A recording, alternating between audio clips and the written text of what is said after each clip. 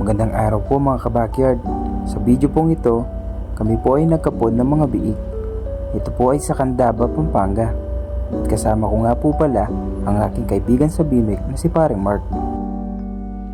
At ang una nating ginawa ay nilinis po natin ang ating mga kagamitan na gagamitin para sa pagkakapon. At sa pagkakapon po ay kailangang mabilis ang ating bawat mga kilos nang sa gayon po ay hindi gaanong may stress ang ating mga biik.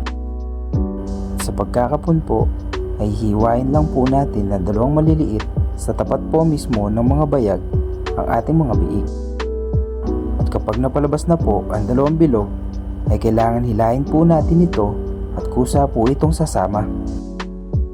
At sa paghila po ng mga ito, tayo po ay magdahan-dahan upang hindi po gaanong masaktan ang ating mga biik. Pagkatapos po nito, ilalagyan natin ng betadine ang mismong sugat upang maiwasan po natin ang infeksyon. At take note po mga kabakyard, sa pagkakapon po ng mga baboy, may kanya-kanya po tayong paraan sa paggawa nito.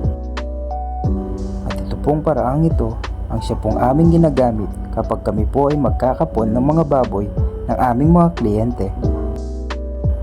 At ako nga po pala ay isang hog technician na nagtatrabaho sa BMX. At kung kayo po ay may mga katanungan, i-comment nyo lamang po ito at atin pong sasagutin. Maraming salamat po sa panonood mga kabakyard. Happy farming! Hanggang sa muli. Thank you!